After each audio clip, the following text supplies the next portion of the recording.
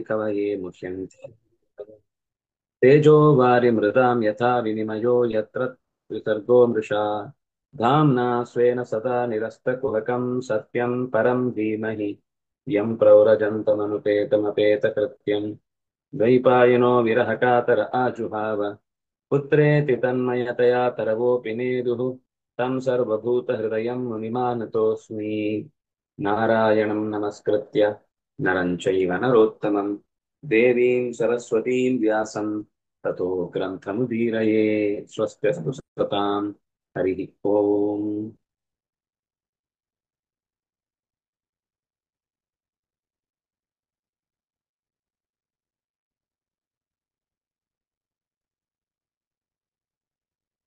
ವಿಶೇಷವಾದ ಒಂದು ಒಗಟನ್ನ ನಾರದರು ಹೇಳಿ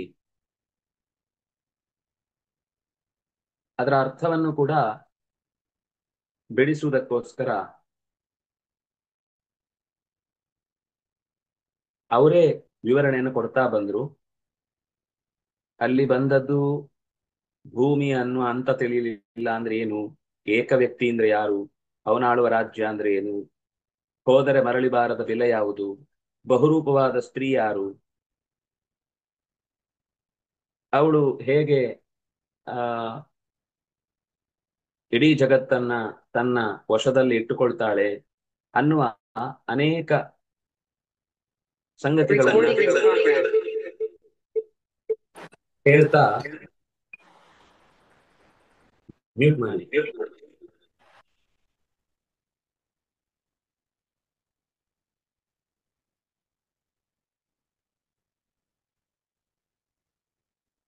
ಒಂದೊಂದೇ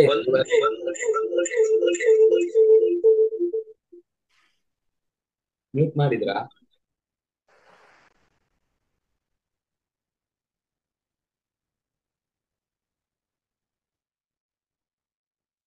ನೀವು ಇದಕ್ ಬಂದಿಲ್ವಾ ಜೂಮ್ ಅಲ್ಲಿ? ಹಾಗೆ ನಮ್ಮನ್ನ ಕೇಳ್ತಾ ಇದ್ದೀರಾ? ಹೌದು, ಗ್ರೂಪ್ ಅಲ್ಲಿ ಇಲ್ವಾ ನೀವು? ಆರ್ಯ ಜೂಮ್ ಲಿಂಕ್ ತಗೊಳ್ಳಿ ಅಂತಂದ್ರೆ ಅಲ್ಲಿ ಬಂದ್ವಿ, ಬಟ್ ಅಲ್ಲಿ ಆ ಲಿಂಕ್ ತಗೊಳ್ಳಿಲ್ಲ. ಅಂದ್ರೆ ನಂಗೆ ಎರಡು ಫೋನ್ ಅಲ್ಲಿ ಎಲ್ಲ ರಿಪೀಟ್ ಆಗ್ತಾ ಇದೆ. ಓಕೆ, ಮತ್ತೊಂದು ಲಿಂಕ್ ಅಲ್ಲಿ ತಗೊಳ್ಳಿಲ್ಲ ಆರ್ಯ, ಅಲ್ಲೇ ಬರೋದಾ? ಅದ್ರಲ್ಲಿ ಬನ್ನಿ, ಆಗ ನಿಮ್ಗೆ ಒಂದ್ರಲ್ಲೇ ಆಗುತ್ತೆ. ಟ್ರೈ ಮಾಡಿದೆ, ಬಟ್ ಅದೇನೋ ನೀವ್ ಒಳಗ್ ಬಿಡ್ತಾ ಇಲ್ಲ ಅಂತ ಹೇಳ್ತಾ ಇದೆ. ಸ್ಟಾರ್ಟೇ ಮಾಡ್ಲಿಲ್ಲ ಅಂತ ಬರ್ತಾ ಇದೆ. ನಾನು ಅಲ್ಲೇ ಬರ್ತೀನಿ. ಹಾ, ಸರಿ ಸರಿ.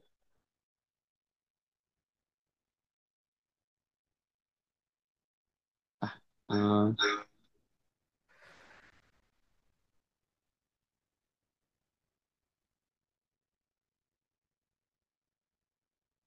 ಅಲ್ಲಿ ಯಾರಾದ್ರೂ ಪ್ರವೇಶ ಮಾಡಿದ್ರೆ ಅದನ್ನ ಅಲೋ ಮಾಡ್ಲಿಕ್ಕೆ ಯಾರಿಗೆ ಅವಕಾಶ ಇರುವುದು? ಇಲ್ಲಿ ಈ ಗ್ರೂಪ್ ಅಲ್ಲಿ ಈಗ ಪಾಠದಲ್ಲಿ ಇಲ್ಲಿ ಇಲ್ಲಿ ಏನ ಇದು ಇಲ್ಲಿ ಡೈರೆಕ್ಟ್ ಬರ್ಬೋದು ಸರ್, ಲಿಂಕ್ ಓಪನ್ ಮಾಡಿ. ಅದೇನು ಅಲೋ ಮಾಡ್ತಿಲ್ಲ ಅಂತ ಬಂತಂತೆ ಏ, ಅವ್ರಿಗೆ. ಹಂಗೆ ಸಿಸ್ಟಮ್ ಇಲ್ಲ ಸರ್ ಇಲ್ಲಿ. ಹೌದಾ? ಅವರು ಸರಿ. ಹೌದು. ಮೀಟಿಂಗ್ ಸ್ಟಾರ್ಟ್ ಆಗಕ್ ಮುಂಚೆ ಮಾಡಿರ್ಬೋದು ಮೋಸ್ಟ್ಲಿ, ಅಷ್ಟೇ, ಇನ್ನೇನಿಲ್ಲ. ಸರಿ.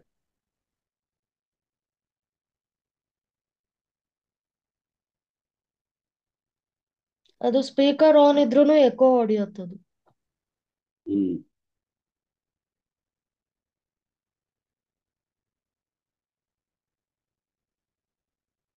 ಆ ಗ್ರೂಪ್ ಅಲ್ಲಿ ಇನ್ನೊಮ್ಮೆ ಮೀಟಿಂಗ್ ಲಿಂಕ್ ಹಾಕಿ.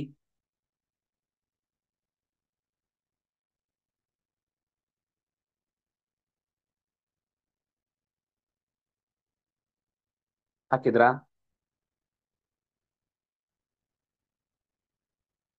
ಪಾರ್ಟರ್ ಗ್ರೂಪಾ? ಈಗ ಅದೇ ಆನ್ಲೈನ್ ಗುರುಕುಲ. ಹಾ ಹಾ, ಹಾಕಿದ್ದಾರೆ ಯಾರು? ಹಾಕಿದ್ದಾರೆ. ಸರಿ.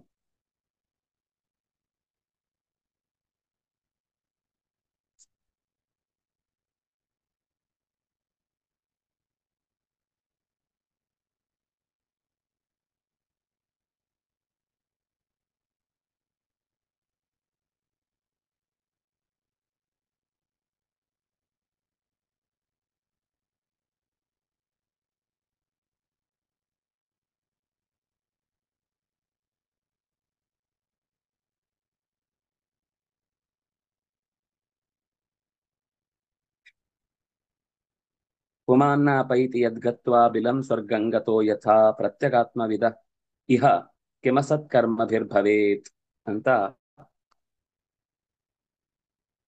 ಅಸತ್ಕರ್ಮ ಇಂತಹ ಸ್ವರ್ಗಕ್ಕೆ ಹೋಗ್ಲಿಕ್ಕೆ ಅನುಕೂಲಕರವಲ್ಲದ, ಅಂದ್ರೆ ಮರಳಿ ಬಾರದ ಊರಿಗೆ ಹೋಗಲಿಕ್ಕಾಗದ ಸಿದ್ಧಾಂತವನ್ನ ತಗೊಂಡೇನ್ ಮಾಡುದು? ಕ್ಷೀಣೆ ಪುಣ್ಯ ಮರ್ತ್ಯಲೋಕಂ ವಿಶಾಂತಿ ಅಂತ ಮತ್ತೆ ಭೂಮಿಗೆ ಬರುವುದಾಯ್ತು ಅಂದ್ರೆ ಅದರಿಂದ ಏನು ಲಾಭ ಇಲ್ಲ, ಆ ಕೆಲಸದಿಂದ ಏನು ಉಪಯೋಗ ಇಲ್ಲ. ಯಾರು ನಾನಾ ವೇಷಗಳನ್ನ ತೊಟ್ಟು ವ್ಯಭಿಚಾರಿಣಿಯಂತೆ ರಜೋ ಗುಣ ತಮೋ ಗುಣಗಳ 4 ಬಗೆಯನ್ನ ತೊಟ್ಟು ಅವಳ ಸಂಘದಿಂದ ತನ್ನನ್ನು ದೂರ ಮಾಡಿಕೊಳ್ಬೇಕು ಅಂತ ಪ್ರಯತ್ನಿಸಿದ್ರೂ ಪ್ರಯತ್ನಕ್ಕೆ ಸಫಲತೆ ಸಿಗದೇ ಇರುವ ಈ ಕರ್ಮದಿಂದ ಏನು ಉಪಯೋಗ ಅಂತ ಆ ಸೃಷ್ಟಿಯ ವಿಷಯದಲ್ಲಿ ನಾವು ಎಚ್ಚೆತ್ತುಕೊಳ್ಬೇಕಾದ ವಿವರಣೆಯನ್ನ ಅಲ್ಲಿ ಕೊಟ್ಟರು.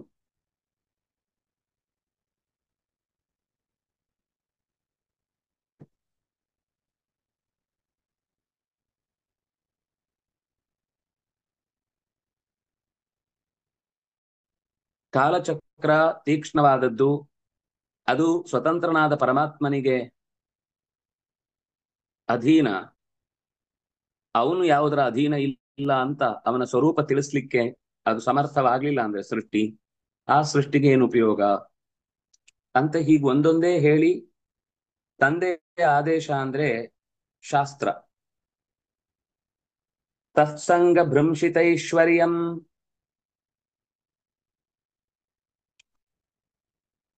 ಸಂಸರಂತಂ ಕುಭಾರ್ಯವತ್. ಇದಾಗಿದೆ. ಸೃಷ್ಟ್ಯಪ್ಯಯ ಕರೀಂ ಮಾಯಾಂ ವೇಲಾಕೂಲಾಂತ ವೇಗಿತಾಂ ಮತ್ತಸ್ಯ ತದ ವಿಜ್ಞಾನ ಕಿಮಸತ್ಕರ್ಮಭಿರ್ಭವೇತ್. ಚಂದ್ರೋದಯ ಆದಾಗ ಸಮುದ್ರ ಉಕ್ಕೇರಿ ಹರಿಯತ್ತೆ. ಆಗ ಉಕ್ಕೇರಿದ ನದಿಯನ್ನೇ ಹಿಮ್ಮೆಟ್ಟಿಸುತ್ತೆ. ಆಗ ನದಿಯ ನೀರು ಕೂಡ ಉಪ್ಪುಪ್ಪಾಗುತ್ತೆ. ಹಾಗೆ ಉಪ್ಪುಪ್ಪಾದ ನದಿ ಎರಡೂ ಕಡೆ ಹರಿಯುವುದಾಗಿ ಅದಕ್ಕೆ ಉಭಯತೋವಾಹ ಅಂತ ಒಂದು ಹೆಸರಿದೆ. ಆ ನದಿಯ ವಿವರವನ್ನ ಹಿಂದೆ ಅಲ್ಲಿ ಹಾಗಂದ್ರೆ ಏನು ಅಂತ ಕೇಳಿದ್ರೆ ಅದಕ್ಕೆ ಉತ್ತರವನ್ನ ಕೊಟ್ಟು, ಭಗವಂತನ ಇಚ್ಛೆಯೂ ಕೂಡ ಸೃಷ್ಟಿ ಮತ್ತು ಪ್ರಳಯ ಅನ್ನುವ ಎರಡೂ ದಿಕ್ಕುಗಳಿಗೆ ನಿರಂತರ ಹರಿತಾ ಇರುತ್ತೆ. ಈ ಬಂಧಕ ಇಚ್ಛೆಯ ಪ್ರವಾಹ ತಪಸ್ಸು ಮತ್ತು ವಿದ್ಯೆ ಎನ್ನುವ 2 ರೀತಿಯ ಪ್ರವಾಹಗಳನ್ನು ಹೊತ್ತುಕೊಂಡು ಸಾಕ್ತಾ ಇರುತ್ತೆ. ಜೀವನಿಗೆ ಒಂದಕ್ಕಿಂತ ಒಂದು ಬಿಟ್ಟು ಮತ್ತೊಂದು ಕಡೆ ಬರ್ಲಿಕ್ಕಾಗುದೇ ಇಲ್ಲ. ಎರಡನ್ನು ಒಟ್ಟಿಗೆ ತೀರಿಸ್ಕೊಳ್ಲಿಕ್ಕಾಗಲ್ಲ. ಎರಡನ್ನು ಅನುಭವಿಸ್ಲಿಕ್ಕೆ ದಂಡೆ ಹತ್ರ ಬಂದು ಅದನ್ನ ಗ್ರಹಿಸ್ಲಿಕ್ಕಾಗಲ್ಲ. ಈ ದುಸ್ಥಿತಿಯಿಂದ ಮನುಷ್ಯ ಅತ್ಯಂತ ದುರ್ಭರವಾದಂತಹ ಸಂಸಾರದ ನೋವುಗಳನ್ನ ಅನುಭವಿಸಬೇಕಾಗುತ್ತೆ. ಈ ಕಾಮಕ್ರೋಧಾದಿಗಳನ್ನು ಹೆಚ್ಚಿಸುವುದೇ ಉತ್ಪಾದಿಸುವುದೇ ಈ ಭಗವದಿಚ್ಛೆಯ ಪ್ರವಾಹ. ಅದು ನಿಲ್ಲುವುದು ಯಾವಾಗ ಅಂದ್ರೆ ಹರಿಕಥಾ ಶ್ರವಣದ ಬಲ. ಅದು ವೇಗವನ್ನ ತಡೆದು ತೀರದ ಬಳಿಗೆ ಕರ್ಕೊಂಡು ಹೋಗುತ್ತೆ.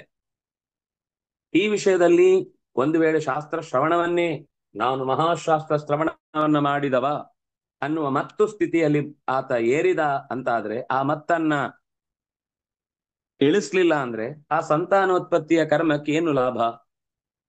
ಅದರ ಭಾವನೆಗಳಿಗೆ ಧಕ್ಕೆ ತರುತ್ತೆ ಅಂತ ಆದ್ರೆ ಶಾಸ್ತ್ರ ಶ್ರವಣದಿಂದ ಏನು ನಿಜವಾದ ನಮ್ಮ ಒಳಗೆ ಇರುವಂತಹ ವೈಮನಸ್ಯಗಳನ್ನ ಕಲಿಬೇಕಿತ್ತು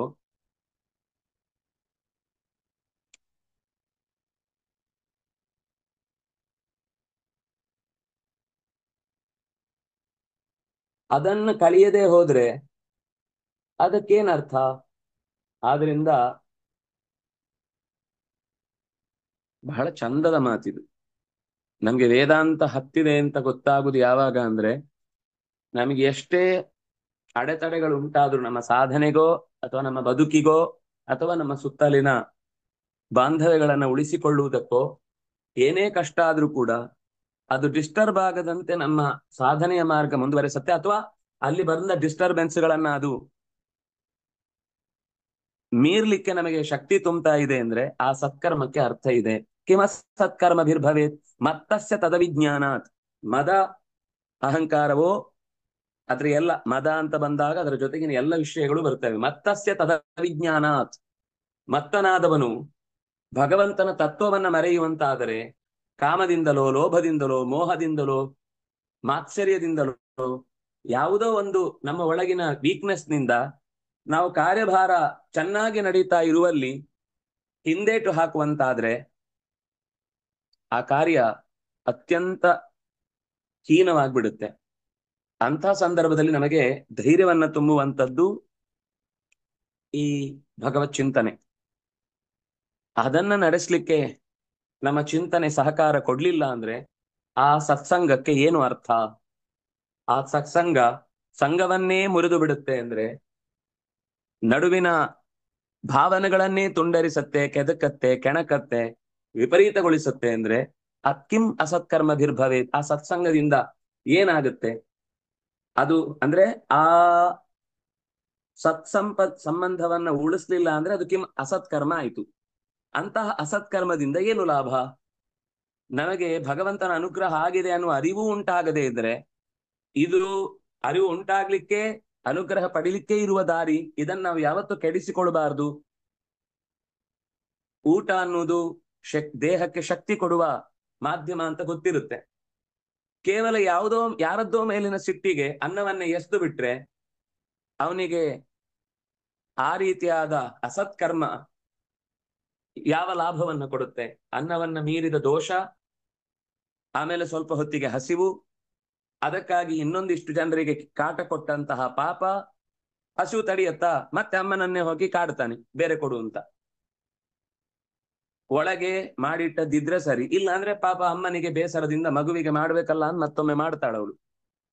ಆದ್ರೆ ಆ ಅಮ್ಮನನ್ನ ನೋಯಿಸಿದ್ದು, ಆ ಅನ್ನವನ್ನ ಕೆಣಕಿದ್ದು, ತಿರಸ್ಕರಿಸಿದ್ದು, ಮತ್ತು ನಾವು ನಮ್ಮ ಹತೋಟಿಯನ್ನ ತಪ್ಪುವ ಒಂದು ಸ್ಥಿತಿ ಏನಿದೆ ಅದು ಮತ್ತೆ ರಿಪೀಟ್ ಆಗ್ತಾನೆ ಇರುತ್ತೆ. ಒಂದ್ಸರ್ತಿ ಆ ರೀತಿಯ ಪರಿಸ್ಥಿತಿ ನಮ್ಮ ಕೈ ಮೀರ್ತಾ ಇದೆ ಅಂದ್ರೆ, ನಮ್ಗೆ ಅನ್ನಕ್ಕಿಂತ ನಮ್ಮ ಮರ್ಯಾದೆ ದೊಡ್ಡದಾದ್ರೆ, ಅನ್ನಕ್ಕಿಂತ ನಮ್ಮ ಅನ್ನ ಅಂತ ನಾನು ಸುಮ್ನೆ ಉದಾಹರಣೆ ಹೇಳ್ತಾ ಇರೋದು.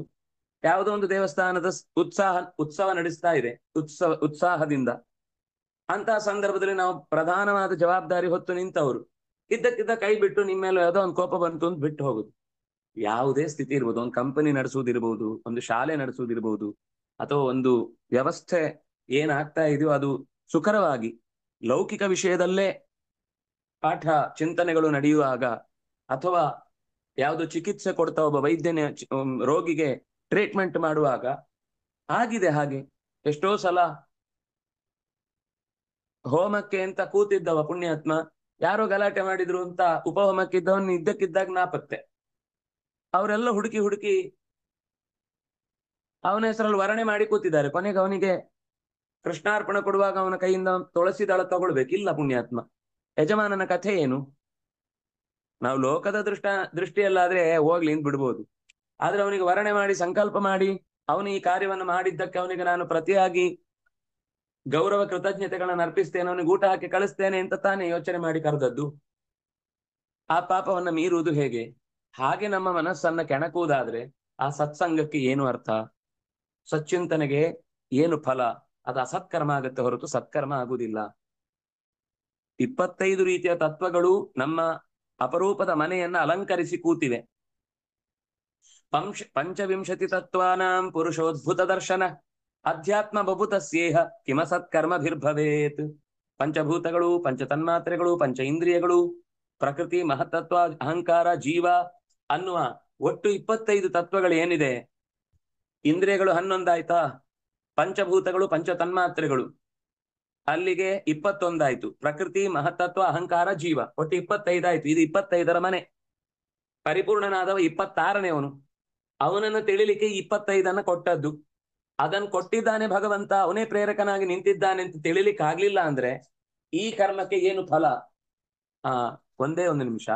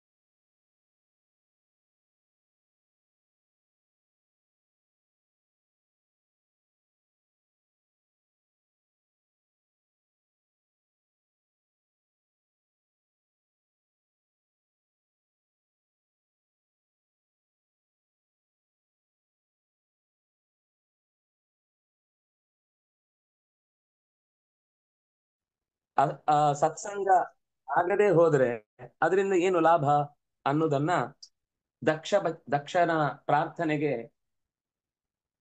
ದಕ್ಷನ ಮಕ್ಕಳ ಹರಿಯೇಶ್ವರ ಪ್ರಾರ್ಥನೆಗೆ ನಾರದರು ಈ ಎಚ್ಚರವನ್ನ ಕೊಡ್ತಾ ಇದ್ದಾರೆ.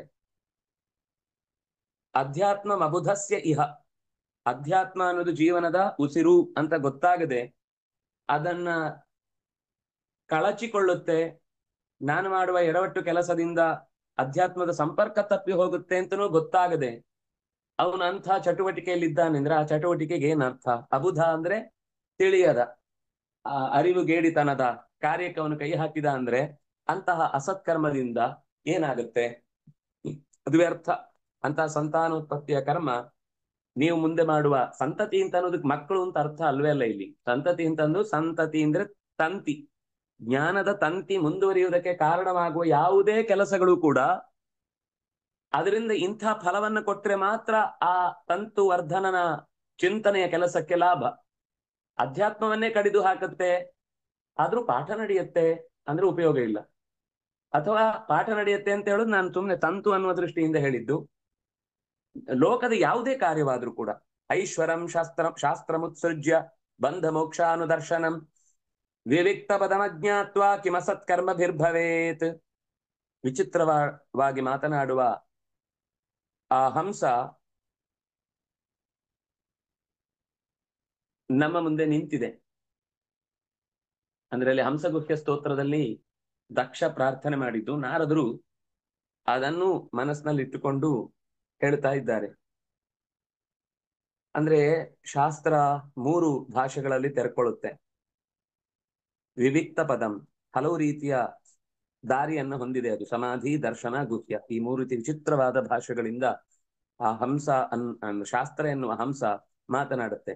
ಪರಮಾತ್ಮನನ್ನ ಪ್ರತಿಪಾದನೆ ಮಾಡುವ ಶಾಸ್ತ್ರದ ಪರಾಪರ ತತ್ವವನ್ನು ವಿವೇಚನೆ ಮಾಡಿ ಅದು ನಮಗೆ ಹೇಳುತ್ತೆ. ಶಾಸ್ತ್ರದಲ್ಲಿ ಪರ ಅಂತ ಶಬ್ದ ಅದಕ್ಕೆ ಅರ್ಥ ಬರ್ಬೇಕಾದ್ರೆ ಅಪರ ಅನ್ನೋದೊಂದಿರ್ಬೇಕು. ಪರಂ ಬ್ರಹ್ಮ ಅಂತ ನಾವು ಬೊಬ್ಬೆ ಹೊಡಿತೇವೆ ಅಂದ್ರೆ ಅಪರವಾದದ್ದೇನೋ ಬೇರೆ ಇರ್ಬೇಕು. ಏನೂ ಇಲ್ಲದೆ ಜಗತ್ತಲ್ಲಿ ಒಂದನ್ನೇ ಇಟ್ಟುಕೊಂಡು ನಾವು ವೈವಿಧ್ಯದ ಬಗ್ಗೆ ಮಾತಾಡ್ತೇವೆ ಅಂದ್ರೆ ಅದಕ್ಕೆ ಅರ್ಥವೇ ಇಲ್ಲ. ಅದಕ್ಕೆ ಶಾಸ್ತ್ರದಲ್ಲಿ ಯಾವ ಬೆಲೆಯೂ ಇಲ್ಲ. ಆದ್ರಿಂದಾಗಿ ಅಪರ ಅಂತ ಮಾತಾಡುವ ಮೊದಲು ಪರಗಳಾದ ವಸ್ತುಗಳೇನಿದೆ, ಪರತತ್ವ ಅಂತ ಹೇಳಬೇಕಾದ್ರೆ ಅಪರತತ್ವ ಏನಿದೆ ಅಂತ ವಿವೇಚನೆ ಮಾಡ್ಲಿಕ್ಕೆ ನಮಗೆ ಶಕ್ತಿ ಬೇಕು. ಹಂಸ ಏನ್ ಮಾಡುತ್ತೆ? ಹಾಲು ನೀರುಗಳನ್ನ ಬೇರ್ಪಡಿಸುವ ಹಾಗೆ ಬಂಧ ಮೋಕ್ಷ ದರ್ಶನಗಳಲ್ಲಿ ಮೋಕ್ಷಕ್ಕೆ ಕಾರಣವಾದ ಸಾಧನ ಯಾವುದು ಅಂತ ವಿವೇಚನೆ ಮಾಡಿ ಬಂಧ ಮೋಕ್ಷಾನು ದರ್ಶನಂ, ಬಂಧಕ್ಕೆ ಕಾರಣವಾದದ್ಯಾವುದು, ಮೋಕ್ಷಕ್ಕೆ ಕಾರಣ ಆದದ್ಯಾವುದು ಅಂತ ನಮಗೆ ದಾರಿ ಹಾಕಿಕೊಡುತ್ತೆ. ಹಾಲನ್ನ ಮಾತ್ರ ಕುಡಿದು ಅಥವಾ ನೀರನ್ನ ಮಾತ್ರ ಕುಡಿದು ಹಾಲನ್ನು ಉಳಿಸುತ್ತೆ ನಮ್ಗೋಸ್ಕರ ಅಂತ ಆದ್ರೆ, ಅಥವಾ ಅದು ಹಾಲನ್ನು ಕುಡಿಬೇಕು ಅಂತಿದ್ರೆ ಹಾಲನ್ನು ಮಾತ್ರ ಕುಡಿದು ನೀರನ್ನು ಉಳಿಸುತ್ತೆ. ಹೀಗೆ ಅದು ಹೇಗ್ ಬೇಕಾದ್ರೂ ವಿವರಣೆಯನ್ನು ಕೊಡ್ಬೋದು. ಒಟ್ಟ ಹಂಸದ ಗುಣ ಏನು ಅಂದ್ರೆ ಎರಡನ್ನು ಬೇರ್ಪಡಿಸಿ ಕೊಡುತ್ತೆ. ಶಾಸ್ತ್ರ ಬಂಧ ಮೋಕ್ಷಗಳ ದಾರಿಯನ್ನ ಬಿಡಿಸಿ ಹೇಳುತ್ತೆ. ನೀನ್ ಹೀಗ್ ಹೋದ್ರೆ ಬಂಧನಕ್ಕೆ ಈಡಾಗ್ತಿ. ಯಜ್ಞಾರ್ಥಾತ್ ಕರ್ಮಣೋನ್ಯತ್ರ ಲೋಕೋಯಂ ಕರ್ಮ ಬಂಧನ. ನೀನು ಮಾಡುವ ಪ್ರತಿಯೊಂದು ಕರ್ಮವನ್ನ ಯಜ್ಞ ಅಂತ ಭಾವಿಸಿ ಮಾಡದೆ ಹೋದ್ರೆ ಅದೇ ಕರ್ಮ ನಿನ್ನನ್ನ ಬಂಧಕವಾಗಿಸಿ ಮತ್ತೆ ಈ ಸಂಸಾರದ ಕೊಳಚೆಯಲ್ಲಿ ಬೀಳುವಂತೆ ಮಾಡುತ್ತೆ. ಆದ್ರೆ ಯಜ್ಞ ಅಂತ ಭಾವಿಸಿ ಮಾಡುವ ಸಣ್ಣ ಕರ್ಮ ಇರ್ಬೋದು, ಅದು ಯಜ್ಞವೇ ಆಗ್ಬೇಕಾಗಿಲ್ಲ.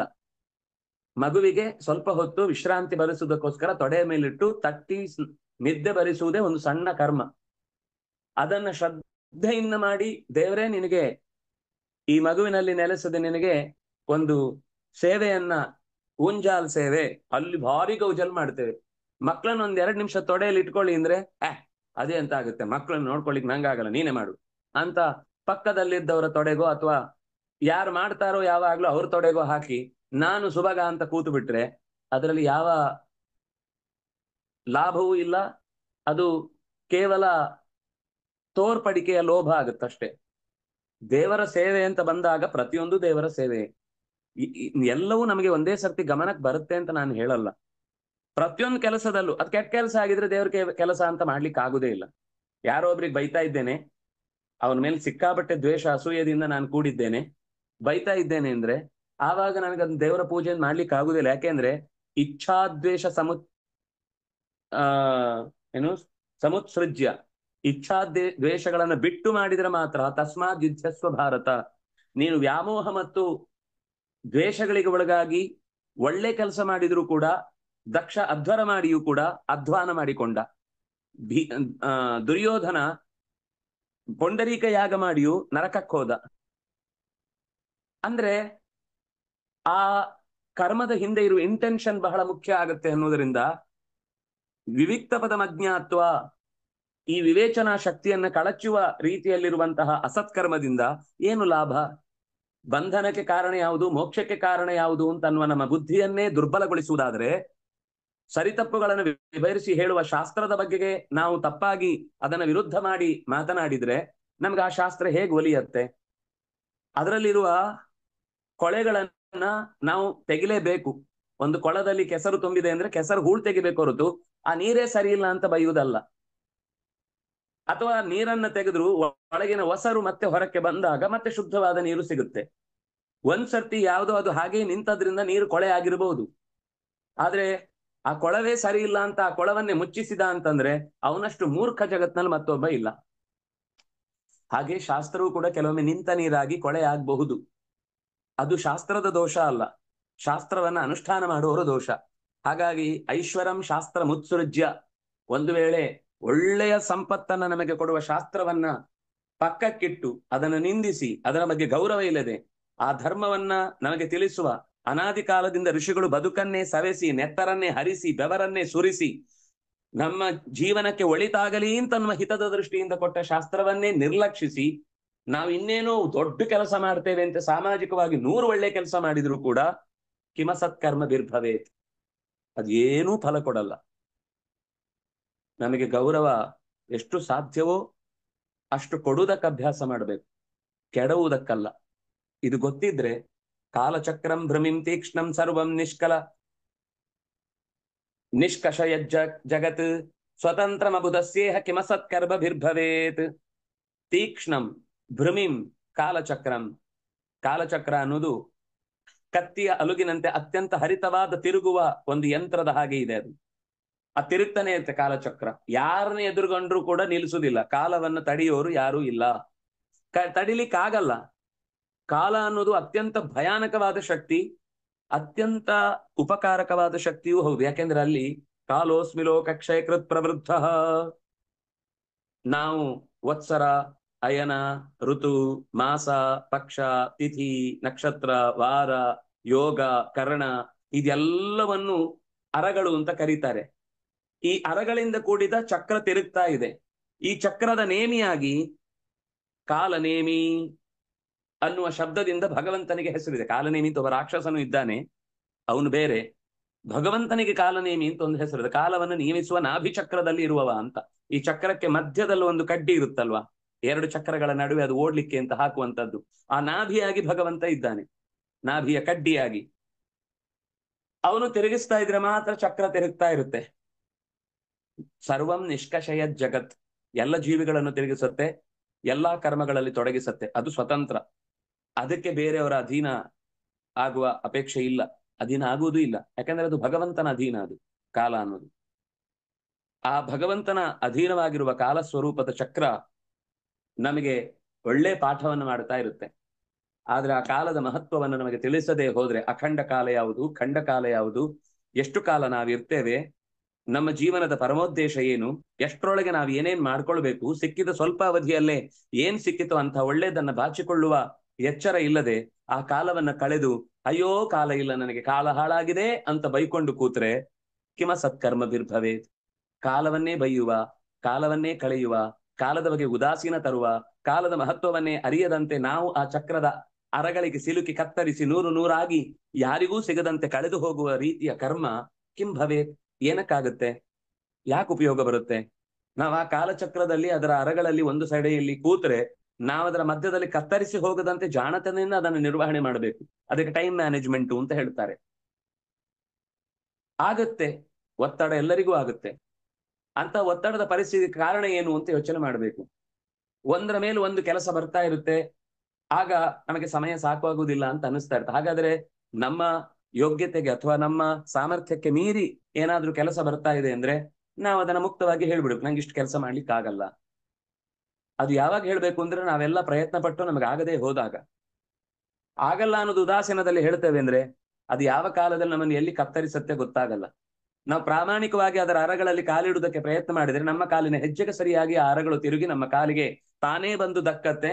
ಹೇಗೆ ಕೃಷ್ಣ ಅತ್ಯಂತ ಸುಲಭವಾಗಿ ಜಾರುವ ಹೆಡೆಗಳನ್ನೂ ಕೂಡ ತಪ್ಪಿಸಿಕೊಳ್ಳದೆ ಅದರ ಮೇಲೆ ಕಾಲಿಟ್ಟು ನರ್ತನವನ್ನ ಮಾಡಿದ್ನೋ ಹಾಗೊಂದು ಚಾಕಚಕ್ಯತೆಯನ್ನು ಭಗವಂತನೇ ನಮಗೆ ಒದಗಿಸಿ ಕೊಡ್ತಾನೆ. ಅದು ಕೂಡ ಕಾಲವೇ. ಆ ಕಾಲದ ಹೆಡೆಯ ಮೇಲೆ ಓಡಾಡುವ ಶಕ್ತಿಯನ್ನ, ಬಾಲವನ್ನು ಎತ್ತಿ ತನಗೆ ಬೇಕಾದಂತೆ ಕುಣಿಸುವ ಶಕ್ತಿಯನ್ನ, ಟೈಮ್ ಮ್ಯಾನೇಜ್ಮೆಂಟ್ ಮಾಡುವ ಶಕ್ತಿಯನ್ನ ಭಗವಂತ ಕೊಡ್ತಾನೆ. ಈಗ ಕಾಳಿಯ ಮರ್ದನನಿಗೊಂದು ಬೇರೆನೇ ಅರ್ಥ ಬಂತು. ತುಂಬಾ ಸುಂದರವಾದ ರೂಪಕವಾಗಿ ನಿಲ್ತಾನೆ ಕಾಳಿಯ ಮರ್ದನನಾಗಿ ಕೃಷ್ಣ. ಕಾಲವನ್ನು ನಿಯಂತ್ರಿಸುವುದು ಹೇಗೆ ಅಂತ. ಅದು ಒಂದೇ ಕಾಲ, ಅದನ್ನೇ ಬಾಲದಲ್ಲಿ ಹಿಡಿದು ಎತ್ತಿ ಹಿಡಿದದ್ದು. ಅದು 100 ತರ ಬರುತ್ತೆ ಬೇರೆ ಬೇರೆ ಪ್ರಾಬ್ಲಮ್ಸ್ಗಳಾಗಿ. ವಿಷ ಹಿಡ್ಕೊಂಡು ನಮ್ಮನ್ನೇ ಕಚ್ಚಲಿಕ್ಕೆ ಬರುವುದದು. ನಾವೊಂದು ಕೆಲಸ ಮುಗಿಸಿ ಅಲ್ಲಿಯ ವಿಷವನ್ನ ಕಕ್ಕಿಸಿ ಮತ್ತೊಂದು ಕಡೆಗೆ ಹಾರಬೇಕಾದಂತಹ ಅನುಗ್ರಹವನ್ನು ನಾವು ಪಡೀಬೇಕು ಅಂದ್ರೆ ಕೃಷ್ಣನಿಗೆ ಕಾಳಿಯ ಮರ್ದನ ಅಂತ ಶರಣಾಗಬೇಕು.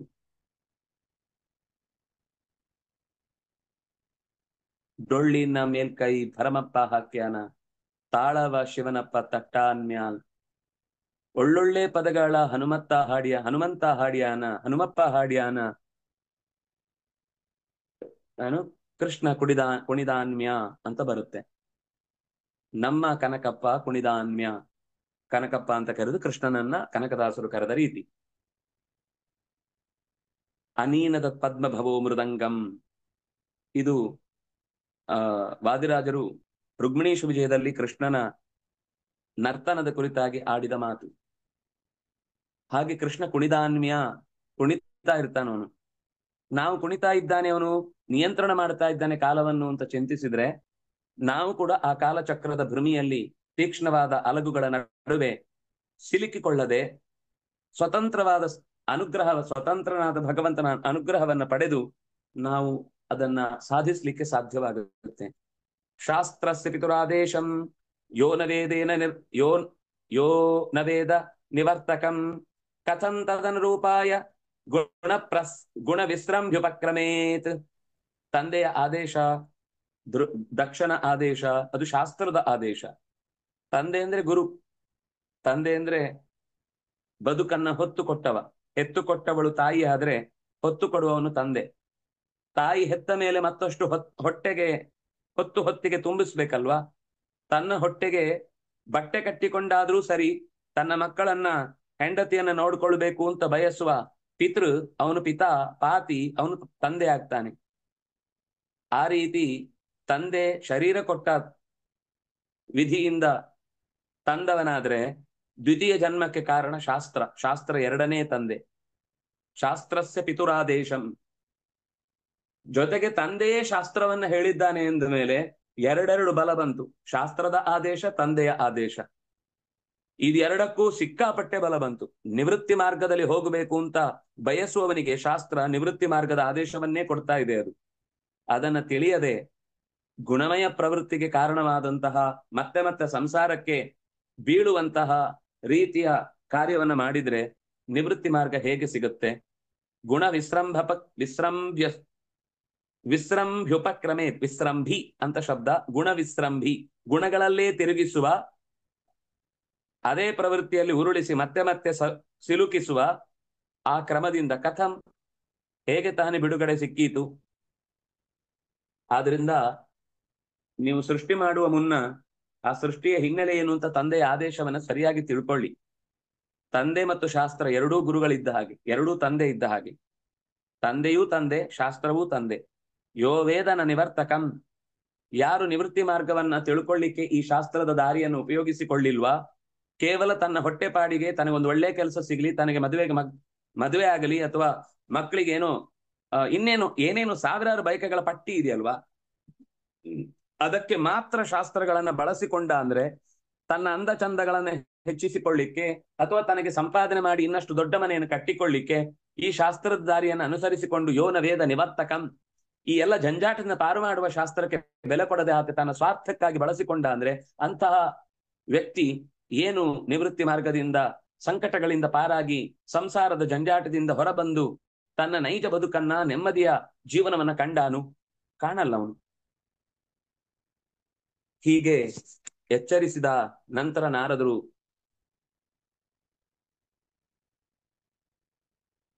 ಆ ಹರಿಯೇಶ್ವರಿ ಏನ್ ಮಾಡಿದ್ರು ಅನ್ನುವ ಸಂಗತಿಯನ್ನ ಮತ್ತೆ ಮುಂದೆ ಹೇಳ್ತಾರೆ. ಮತ್ತೆ ನಾಳೆಯ ಚಿಂತನೆಯಲ್ಲಿ ಅದರ ಮುಂದುವರಿದ ಭಾಗದ ಚಿಂತನೆಯನ್ನ ನಡೆಸೋಣ ಅಂತ ಹೇಳ್ತಾ, ಕಾಯೇನ ವಾಚ ಮನಸ ಇಂದ್ರಿಯೈರ್ವಾ ಬುದ್ಧ್ಯಾತ್ಮನಾ ವಾನುಸೃತ ಸ್ವಭಾವಃ ಕರೋಮಿ ಯದ್ಯತ್ ಸಕಲಂ ಪರಸ್ಮೈ ನಾರಾಯಣಾಯ. ತಪಸ್ವಿನೋ ದಾನಪರ ಯಶಸ್ವಿನೋ ಮನಸ್ವಿನೋ ಮಂತ್ರವಿದಃ ಸುಮಂಗಲಾಃ ಕ್ಷೇಮಂ ನ ವಿಂದಂತಿ ವಿನಾಯ ದರ್ಪಣಂ ತಸ್ಮೈ ಸುಭದ್ರಶ್ರವಸೇ ನಮೋ ನಮಃ. ಬ್ರಹ್ಮಾರ್ಪಣಂ ಬ್ರಹ್ಮಹವಿಃ ಬ್ರಹ್ಮಾಗ್ನೌ ಬ್ರಹ್ಮಣಾಹುತಂ ಬ್ರಹ್ಮೈವ ತೇನ ಗಂತವ್ಯಂ ಬ್ರಹ್ಮಕರ್ಮ ಸಮಾಧಿನಾ. ಸರ್ವೇ ಭವಂತು ಸುಖಿನಃ ಸರ್ವೇ ಸಂತು ನಿರಾಮಯಾಃ ಸರ್ವೇ ಭದ್ರಾಣಿ ಪಶ್ಯಂತು ಮಾ ಕಶ್ಚಿತ್ ದುಃಖಭಾಗ್ ಭವೇತ್. ಧರ್ಮಸ್ಯ ವಿಜಯೋ ಭೂಯಾತ್ ಅಧರ್ಮಸ್ಯ ಪರಾಭವಃ ಸದ್ಭಾವನಾ